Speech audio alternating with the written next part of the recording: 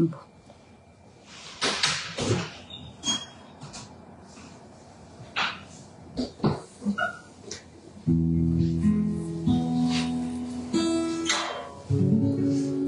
Purihin po ang Panginoon sa umagang ito. Isang mapagpalang umaga po sa ating lahat.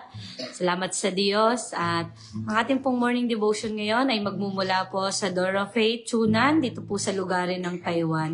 Kaya salamat po sa pagkakataon at pribilehiyo ipinagkaloob po ng Panginoon na tayo po ay makapag-aral ng kanyang mga salita at magamit sa pag-aaral ng salita ng Diyos. Kaya salamat sa Panginoon. Bago po tayo magpasimula sa ating morning devotion, hayaan po natin na tayo nga po ay magpuri sa Panginoon. Mawit tayo ng mga papuring awit sa Panginoon. Hallelujah. Sige nga po tayo magpuri sa Panginoon. Hallelujah. Purihin kayo, O Diyos. Napakabuti niyo, Panginoon. Hallelujah. Salamat sa inyo, Diyos. Hallelujah. Salamat sa inyo, Panginoon. Awit tayo sa Panginoon. Hindi ko malilimutan ang ginawa ng Diyos. Hindi ko malilimutan ang ginawa ng Diyos. Ang buhay ko'y binaguan, Kaniyang tinubos. Binigyang kapayapaan ang aking isipan. Kagalakan sa Kaniya'y naranasan. Minsan pa hindi ko malilimutan. Hindi ko malilimutan ang ginawa ng Diyos. Ang buhay ko'y binago at Kaniyang tinubos. Binigyang kapayapaan ang aking isipan. Kagalakan sa Kaniya'y naranasan. Salamat sa inyo, Panginoon. Hallelujah. Hallelujah. At ako'y natagpuan, minahal sa kabila ng pagkukulang. Katapatan niya aking papupurihan. Siyang Diyos noon, ngayon at kailanman. Salamat sa Diyos. Hallelujah. Salamat sa Diyos at ako'y natagpuan. Hallelujah. Minahal sa kabila ng pagkukulang. Katapatan ni aking papupurihan. Siyang Diyos noon, ngayon at kailanman. Sa uling pagkakataon, salamat sa Diyos. Salamat sa Diyos at ako'y natagpuan. Yes, Lord. Hallelujah. Minahal sa kabila ng pagkukulang. Katapatan niya'y aking papupurihan. Siyang Diyos noon, ngayon at kailanman. Hallelujah. Siyang Diyos noon, ngayon at kailanman. Hallelujah. Siyang Diyos noon, ngayon at kailanman. Hallelujah. Purihin kayo, Panginoon. Hallelujah. Salamat, O Diyos. Kami inyong natagpuan, Panginoon. Hallelujah, hallelujah. Sa kabila, Panginoon, ng aming karumihan, Panginoon. Sa kabila ng aming nagawa sa inyo, O Diyos. Salamat, Panginoon, ay niyakap niyo nga po kami, Panginoon. Hallelujah. Hallelujah. Salamat, O Diyos. Purihin po kayo, Panginoon, sa umagang ito. Dalangin nga po namin, Panginoon, ang patuloy, O Diyos, na pagsama nga po ninyo, Panginoon. Hallelujah, hallelujah. Ako na inyong likod, Panginoon, ay patuloy niyo lamang itagos sa inyong likuran at kayo mapapurihan at maparangalan sa umagang ito, O Diyos. Hallelujah. Salamat, Panginoon. Kayong patuloy na magpaunawa sa amin. Ano man yung mensahe niyo po sa umagang ito. Purihin kayo, O Diyos. Hallelujah. Sa inyo na pinagkakatiwala, Panginoon, ang gawain ito. Diyos, banal na Espiritu, kayong patuloy na kumilos, O Diyos, sa bawat isa sa amin. Sa bawat isang makikinig, Panginoon. Hallelujah. Purihin kayo, O Diyos. Sa inyo na binabalik ang taas na papuri, parangal at pagdakila sa pangalan ng Panginoong Hesus. Amen. Hallelujah. Purihin po ang Diyos. Muli, ang ating morning devotion po ay magmumula sa Door of Faith Chunan sa lugarin po ng Taiwan. Salamat po sa Panginoon at sa umagang ito, hayaan niyo po na tayo ay sandali na mag-aral ng kanyang mga salita. Hallelujah. Salamat sa Panginoon at ang ating itong pagpaaralan ngayon ay life is short. Tunay na ang buhay ay maiksi po lamang. Ano po? Magbukas po muna tayo sa aklat po ng Salmo chapter 20, verse 12.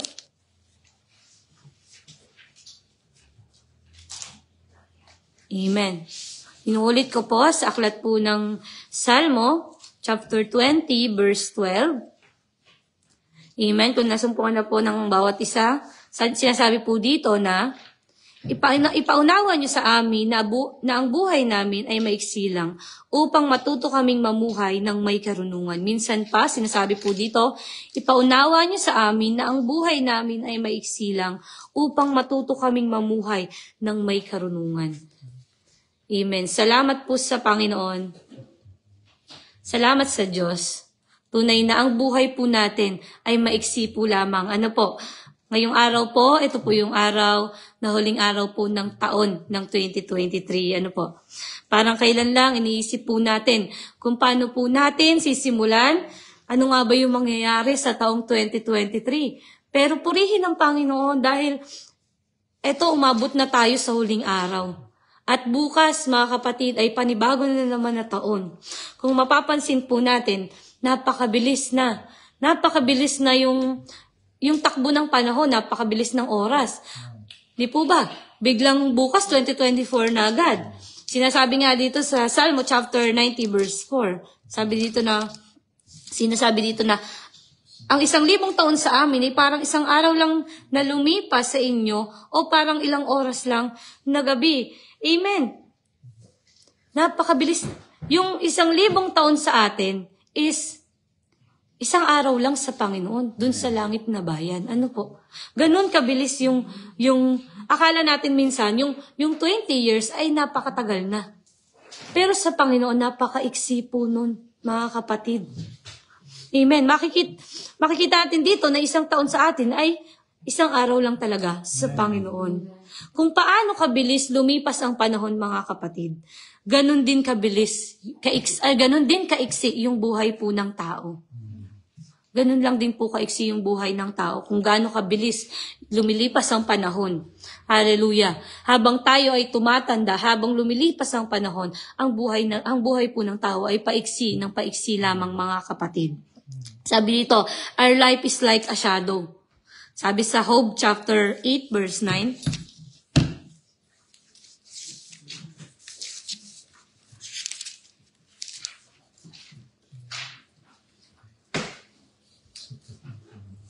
Sabi po dito sa Job chapter 8 verse 9, sapagkat parang kailan lang tayo ipinanganak at kaunti lang ating nalalaman at ang mga araw natin dito sa mundo ay tulad ng anino na hindi nagtatagal. Amen. Kung iisipin natin, yung mga ipinanganak po, ng 2020, yung mga anak natin, yung mga baby ngayon ay talagang hindi natin lubos maisip na napakabilis. Di po ba? Parang sabi dito, parang kailan lang ipinanganak ka. At kaunti lang ating nalalaman at ang mga araw natin dito sa mundo ay tulad ng anino na hindi nagtatagal. Ano po ba yung anino, di po ba?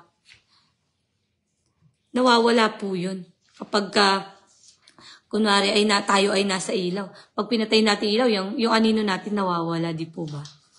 Kaya salamat sa Panginoon at ang buhay din po natin ay parang hamog. Sabi din sa James chapter 4 verse 14,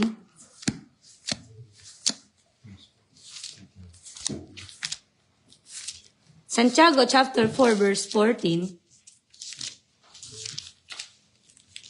Sinasabi po dito na sa katunayan hindi nyo alam kung ano ang mangyayari sa inyo bukas, sapagkat ang buhay parang hamog na lilitaw ng sandali at mawawala pagkatapos. Gano'n na lang kabilis mawala yung hamog. Yung usok nga lang po ng sinaing, di po ba, kapag binuksan natin, ilang sandali lang is nawawala. Sabi dito, gano'n din yung buhay po ng tao. Hindi daw natin alam kung ano yung mangyayari sa kinabukasan. Kaya nga buhay natin ay napakaiksi lang, mga kapatid. Ano po? At sabi dito, kamusta yung araw natin? Paano ba tayo lumalakad bawat araw? Kamusta yung ating 2023? Sa pagtatapos po ba ng taon, nagawa po ba natin yung pinakamabuti natin para sa Panginoon? Nakalakad ba tayo dun sa kalooban ng Diyos? O natapos lang yung 2023 nang wala man lang tayong nagawa sa Panginoon? Tandaan po natin, sabi sa Hebreo 9:27, minsan lang ang tao mamatay at kasunod nun ay paghuhukom na, mga kapatid. Minsan lang, mga kapatid. Tunay na maiksi yung buhay. Dahil kapag tayo ay kinuha na ng Panginoon, mga kapatid, wala nang second chance. Kagabi nga, bang nag-cellphone ako, nakita ko yung trailer nung Rewind. Yung parang nagsisi siya, tapos gusto niyang balikan yung nakaraan at itama niya yung mga pagkakamali niya. Mga kapatid, sa totoong buhay, wala pong ganun. Walang second chance. Kapag tayo ay kinuha na ng Panginoon, wala na. Kaya nga habang tayo ay nandito pa, meron pa tayong hininga, gawin natin yung pinakamabuti natin para sa Panginoon. Dahil hindi natin alam ang bukas. Hindi natin alam ano yung mangyayari sa kinabukasan. Ano po? Balikan po natin yung ating teksto sa Salmo chapter 90, verse 12.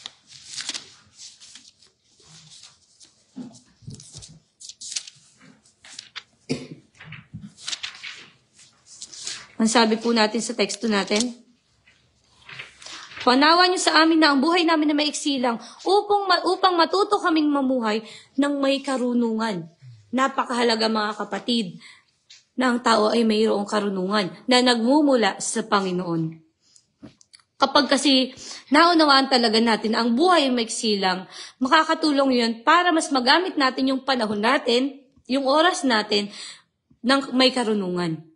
Para magamit natin para talaga sa Panginoon. Ano po? Ano nga ba yung benefits for having wisdom from God? Ano nga ba yung nagiging benepisyo nito kapag tayo ay mayroong karunungan na nagmumula sa Panginoon? Sabi dito una, it lead us to know God and His will. Napaka-importante sa isang tao na makilala yung Panginoon. At napaka-importante din na malaman ng isang tao kung ano yung kalooban ng Panginoon. Dahil sinasabi sa Mateo chapter 7, sige buksan po muna natin ito. Mateo chapter 7 verse 21 to 22.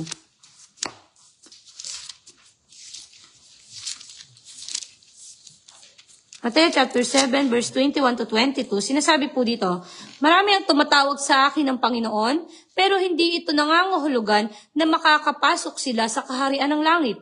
Ang mga tao lang na sumusunod sa kalooban ng aking amang nasa langit ang mapapabilang sa kanyang kaharian. Hallelujah. Maraming nagsasabi na kilala nila ang Panginoon. Di po ba?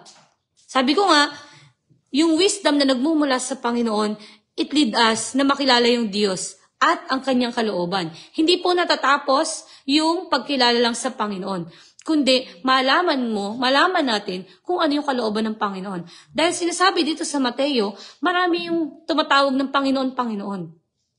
Pero hindi yun nangangahulugan na ang lahat ng tumatawag sa Panginoon ay makakapasok sa langit na bayan. Kundi sino lang daw? Ang mga tao lang na nakasunod sa kanyang kalooban. Paano ka makakasunod sa kalooban ng Panginoon kung wala kang wisdom o karunungan na nagmumula sa Panginoon? Di po ba? Kaya salamat sa Diyos, unang benepisyo o benefits ng pagkakaroon ng wisdom na nagmumula sa Panginoon ay yung makilala natin ng Panginoon ng lubusan. At kapag kinikilala natin ng Panginoon, habang tumatagal na kinikilala natin ng Diyos, mas nalalaman natin kung ano yung kalooban niya sa ating buhay. Ano po? Salamat sa Panginoon. Pangalawa is, kapag meron tayong karunungan na nagmumula sa Panginoon is, sabi dito, it lead us to more like Christ. Kumbaga, kapag meron tayong wisdom na nagmumula sa Panginoon is, magiging like Christ tayo. Magiging parang katulad tayo ng Panginoong Jesus sa pamumuhay natin, sa paglakad po natin. It is very important na talagang yung buhay natin ay maging kalugod-lugod sa Panginoon. Tanging si Kristo lang ang naging kalugod-lugod sa Ama. Kaya wala tayong ibang dapat tularan, kundi ang Panginoong Jesus lang. Walang kahit sino tayong dapat tularan, kundi ang Panginoong Jesus lang. Bakit? Kasi siya lang naman yung naging kalugod-lugod sa harapan ng Ama. Di po ba? Siya lang talaga yung naging matuwid sa harapan ng Ama. Kaya tayo, kapag naunawaan natin na ang buhay may iksi lang at talagang nagkaroon tayo ng karunungan na nagmumula sa Panginoon, makakalakad tayo sa kalooban niya. At habang tayo ay lumalakad sa kalooban ng Panginoon, hindi natin papansin na yung buhay natin ay nagiging parang katulad na ng Panginoong Jesus. Ano po? Kaya salamat sa Diyos. Pangatlo is, It led us to walk and live in the guidance of the Holy Spirit. Napakahalaga na sa maiksing buhay na meron tayo, ay makalakad tayo at makapamuhay sa pangunguna ng banal na Espiritu. Mahalaga yan mga kapatid. Naniniwala ko, tulad nga ng sinabi ko po kagabi, na nung tinanggap natin ang Panginoong Yesus, ay sumaatin na din ang banal na Espiritu. At sa pamamagitan ng banal na Espiritu, ay makakapagpatuloy tayo. Ano po? Makakapagpatuloy tayo sa kalooban ng Ama at magiging katulad tayo ng Panginoong Yesus. Makikita natin dito sa pagkakaroon ng karunungan is nandoon yung tatlong persona. Hindi lang ang Panginoong Yesus. Kundi nasunod mo yung kalooban ng Panginoon dahil nagiging parang katulad ka ng Panginoong Yesus sa pagsunod natin sa kalooban ng Panginoon. At yun ay sa pamamagitan ng banal na Espiritu na sumasa atin.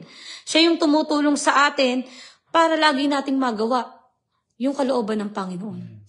Kaya salamat sa Diyos mga kapatid. Kung sa taong ito, sa tingin natin, hindi natin nagawa yung pinakamabuti natin sa Panginoon.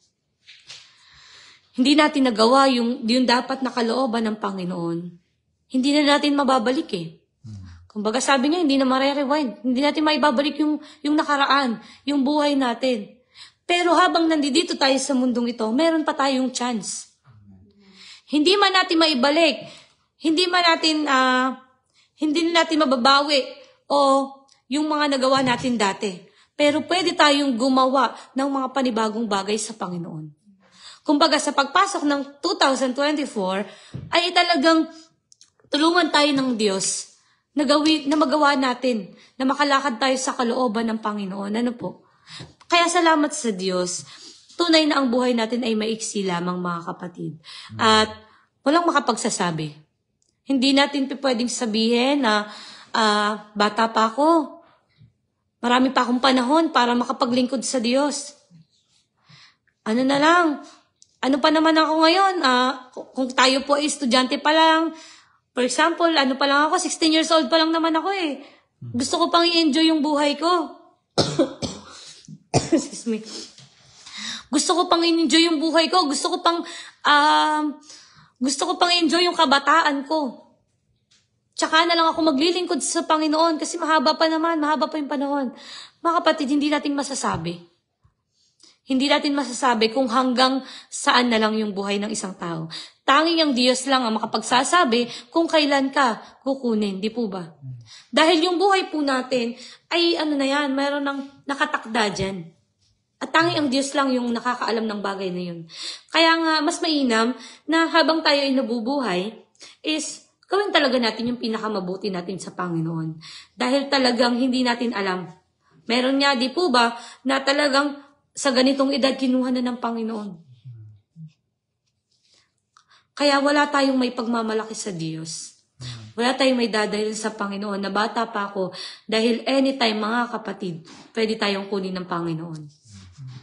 Kaya Kaya sa oras na ito, hayaan natin na maunawaan talaga natin ng lubos na yung buhay ng isang tao ay maiksi lang, mga kapatid. Napakaiksi ng buhay natin. Talagang, sabi nga, di po ba, yung 1,000 taon sa Panginoon, isang araw lang sa atin. Sobrang iksi ng buhay natin, mga kapatid. Kaya mas mainam na mas pahalagahan natin yung paglilingkod sa Panginoon. Mas pahalagahan natin yung Panginoon ng higit sa lahat, mga kapatid. Yung mga bagay dito sa mundo, yung pera, yung ano pa mang bagay na mas pinapahalagahan natin ng higit sa Panginoon, mawawala yan, mga kapatid. Mawawala po yan. Kaya ang pinakamainam nating gawin, mag-impok tayo dun sa langit na bayan. Bakit? Dahil yung mga ginagawa natin sa Panginoon ay talagang aanihin po natin yan pagdating ng panahon. Na pagdating natin doon sa langit na bayan, ang sasabihin sa atin ng Panginoon, well done, my good and faithful servant. Gusto po ba natin yun? Di po ba? Hindi sasabihin ng Panginoon sa atin na lumayas ka, hindi kita nakikilala. Pero akala mo sa sarili mo, naglilingkod ka. Pero yun pala, hindi totoo yung paglilingkod natin. Kaya dapat yung puso natin, yung isa sa pinakamaayos. Di po ba? Sa bawat paglilingkod na ginagawa natin, minsan kasi sa loob ng church lang tayo naglilingkod. Pero pagdating sa labas, ay bumabalik tayo sa dati nating buhay. Hindi po ganun ang paglilingkod, mga kapatid. Kundi ang paglilingkod sa loob at labas sa loob at labas ng simbahan, ginagawa natin yung kalooban ng Panginoon. Upang pagdating ng huling araw, ay talagang sabihin sa atin ng Panginoon na, well done, my good and faithful servant. Salamat sa Panginoon. Buksan nga po natin ang mga ngaral.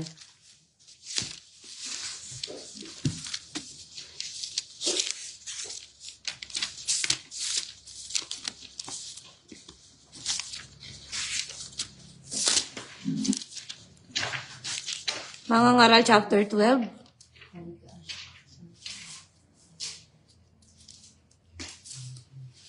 Amen.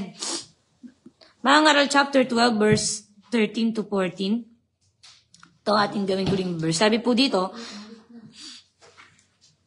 Amen. Sabi po dito, ngayong nabasa mo na ang lahat ng ito ang aking huling payo, matakot ka sa Diyos at sundin mo ang kanyang mga utos dahil ito ang tungkulin ng bawat tao. Sapagkat hahatulan tayo ng Diyos ayon sa lahat ng ating ginawa, mabuti man o masama, hayag man o lihim. Salamat sa Panginoon. Sabi dito, matakot tayo sa Diyos at sundin ang kanyang mga utos dahil yun naman talaga yung tungkulin ng isang tao. Ginawa ng Panginoon ang tao upang makasama niya dun sa langit na bayan. Pero dahil nga po sa pagkakasala, nagkaroon ng pagkakahiwalay sa Diyos. Pero dahil nga sa Panginoong Jesus, ay muling nanumbalik yung relasyon natin sa Panginoon. At ang pinakamainang gawin ng isang tao ay yung sumunod sa kanyang kalooban. Bakit? Dahil sinasabi dito sa verse 14, sapagkat hahatulan ng Diyos ang lahat. Sabi dito, hatulan ng Diyos, tayo ng Diyos, ayon sa lahat. Narinig natin kay Pastor Paul, ano yung bagay na hindi kasama sa salitang lahat? Ibig sabihin ng lahat ng ating ginagawa, dahil lahat ay nakikita ng Panginoon. Lahat ng ating ginagawa, mabuti man o masama, hayag man o lihim. Tandaan po natin, mga kapatid, wala tayong maililihim sa Panginoon. Sapagkat ang Diyos, siya yung Diyos na pinakamakapangyarihan sa lahat. At nakikita ng Diyos yung lahat ng ating ginagawa. Kaya habang tayo ay nabubuhay, habang tayo ay may pagkakataon, gawin natin yung pinakamabuti natin sa Diyos. Gawin natin yung makalakad talaga sa kalooban ng Panginoon. Kaya salamat sa Panginoon sa umagang ito. Hayaan natin na talagang maging kalugod-lugod yung buhay natin sa Panginoon. Inuulit ko, para pagdating ng panahon, nakukunin na tayo ng Panginoon. Talagang confident tayong humarap sa Diyos. Kasi kapag hindi talaga natin ginawa yung pinakamabuti natin sa Panginoon, maaring nakayuko tayong haharap sa Diyos. Pero kapag alam natin na ginagawa sa bawat araw, ginagawa natin yung pinakamabuti natin sa Panginoon, haharap tayo sa Diyos ng may ngiti, mga kapatid. At sasabihin sa atin ng Panginoon, well done, my good and faithful servant. Tandaan natin, maiksi lang yung buhay. Huwag natin masyadong pahalagahan yung mga bagay dito sa mundo. Dahil ang mga bagay dito ay panandalian lang. Ang pagkaingatan po natin ay yung buhay dun sa langit na bayan. Dahil yung buhay doon ay pangwalang hanggan. Hallelujah. Salamat sa Panginoon. Ingatan natin yung mga bagay. Huwag natin ingatan yung mga bagay na pansamantala lang. Ano po? Kaya salamat po sa Diyos sa umagang ito. Sa pagpasok ng taon ng 2024, hayaan natin na magkaroon tayo ng consistency. Kapag sinabi natin na, hindi, sisimulan ko na talaga yung devotion ko ngayong 2024. Magkaroon tayo ng consistency sa bagay na yun. Di po ba? Upang mapagpatuloy natin hanggang sa matapos ang taon ng 2024, nagawa natin. Huwag tayong maging katulad nung buhay natin noon. Yung mga New Year's resolution na hindi naman talaga nangyari, di po ba? Hindi pa tayo nakakilala na sa Panginoon. Pero ngayon na nakakilala na tayo sa Panginoon, magkaroon tayo ng consistency sa kung ano man yung sinabi natin. Sa kung ano man yung pinangako natin sa Panginoon, magkaroon tayo ng consistency. Salamat sa Panginoon. Kaya sa umagang ito, yun ang naisabihin sa atin ng Panginoon, life is short. Ano po? Sabi ko nga nung minsan, yung cancer, napaka-traidor nun. Akala natin malakas tayo. Sang araw, bigla na lang malalaman natin na meron na pala tayo sa loob natin na sakit, di po ba? Talagang hindi natin masasabi. Na isang araw, malakas tayo. At sa mga susunod na araw, mahina na tayo. Dahil po mga kapatid, nandito pa tayo sa laman. Yung laman na to ay may kahinaan, may kasakitan, mga kapatid. Kaya salamat sa Panginoon, pag-ingatan natin yung mga makalangit na bagay. Purihin ang Diyos sa umagang ito. Sa pagtatapos ng taong ito, hayaan natin na pagpasalamat natin sa Panginoon ang buong taon na natapos. Yung taon ng 2023, pagpasalamat natin sa Panginoon. Hallelujah. Yun lang yung mensahe ng Diyos. Kaya mga kapatid, sabi ko nga po, hindi na natin maibabalik yung nakaraan. Hindi na natin kayang bawiin yung mga hindi natin nagawa sa nakaraan.